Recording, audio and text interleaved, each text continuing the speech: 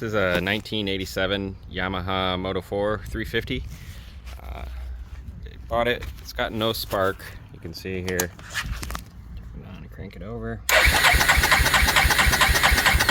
Alright, no spark. So the person I bought it from has already put on a new stator, new CDI, new ignition coil, new starter relay, but and they still have no spark. So I found a wiring diagram for this.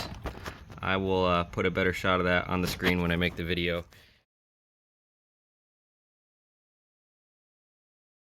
So what I did was I checked all my outputs from my stator right here. So you have a source coil, and then you have two pickup coils. Those all test good. They're putting out good volts AC. And then you have your kill circuit here, which grounds it out with the kill switch. That was good. You also have, this is your output to your ignition coil, and this here is up to your key switch. So this is a black-red, and in the on position it should have continuity to ground, and then your key switch also connects these two to send power through your start circuit. So I'll show you the test for that. So you find your plug coming out of your CDI box that has the black-red wire, and then you're going to check that for continuity. When you turn on the ignition switch, you should have continuity to ground, and when you turn it off, it should be open. So let me get set up for that and I'll show you. Alright, so that's the connector just unplugged from the CDI box. I'm hooked up on my positive wire to the black-red and my other negative wire over to ground. And you can see we have continuity to ground, but that's with the key off. So that's backwards from what we're seeing. So I'll go ahead and turn the key on, and it goes open circuit.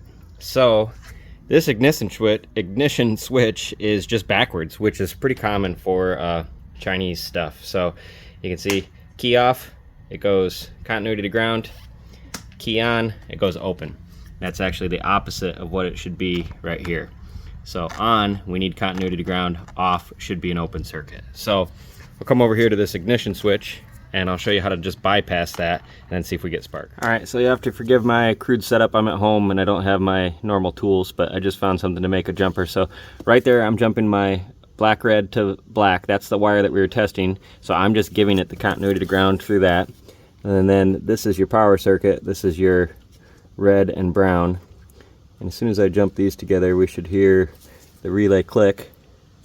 Yeah, and that's just like turning the ignition switch on. So if I can get these wires to stay put here, which can be tricky. Normally I have some nice jumper leads at the shop, but it's Sunday and I'm at home today. I just picked this up this afternoon, so let's see if we can make this setup work.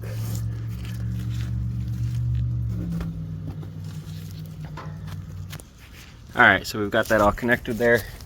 Let's see, it's like having the ignition switch on. So now let's see if we get spark with that wire grounded.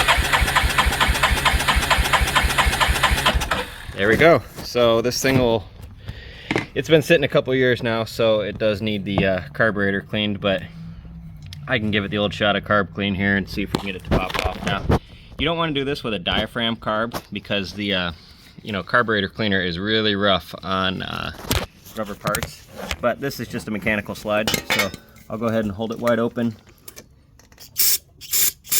give it a shot there. That should be enough to just make it pop off and run. So let's see what we got here.